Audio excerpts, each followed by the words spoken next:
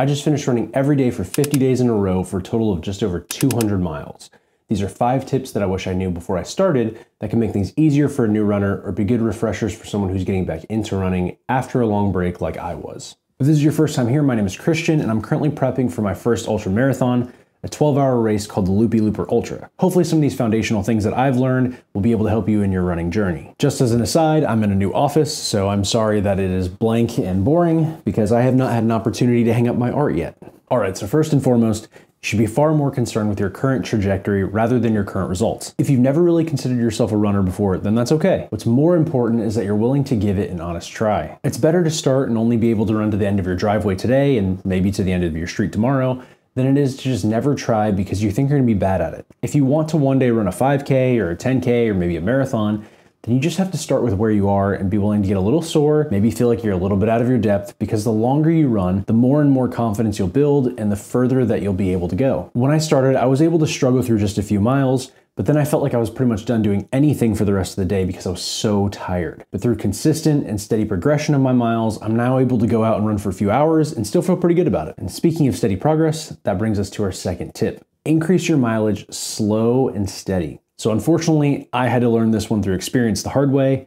So don't do what I did, which is increasing the weekly mileage way too quickly, which ended up with me having all kinds of different problems with my knees and with my ankles. There's a general rule of thumb that you should never increase your weekly mileage by more than about 10%. But keep in mind that this is just a good point of reference. There's some weeks that I don't increase my mileage at all, and I also occasionally have deload weeks where I drop my mileage to make sure that my body has time to recover. I think a great first goal is just to get to where you can comfortably run 1 mile every day for a full week. Tip number 3 is that good running shoes are an absolute must. If you look at any shoe store online, you'll quickly see that there is an overwhelming amount of options out there. That's why I recommend just going into a specialty running store. A store like Fleet Feet or even just an outdoor store like REI will have knowledgeable staff that can point you in the right direction of what kind of shoe to buy depending on the kind of running that you want to do. If you want to just do some casual road running, then the types of shoes are going to be very different than shoes used for running for multiple hours out on a trail somewhere. Going into a store like this will give you the opportunity to try out a bunch of pairs of shoes to see what feels right for you and the kind of running that you're interested in doing. To illustrate this point,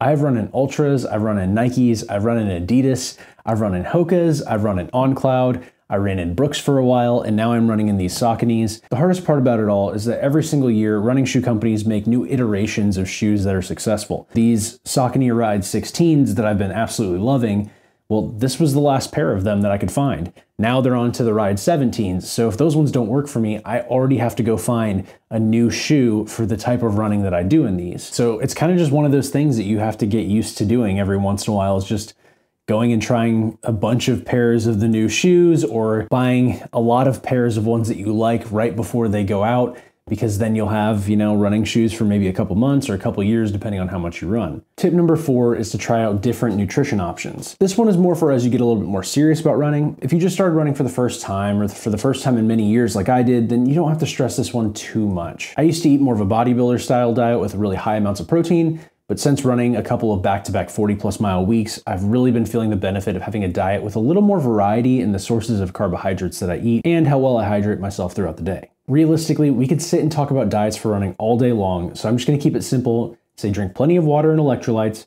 and try some new foods. As you start to build up your weekly mileage, you'll start to realize how many calories you burn through running, and it can be a lot of fun to experiment with new foods and new recipes, since you're getting more wiggle room in your total daily calories.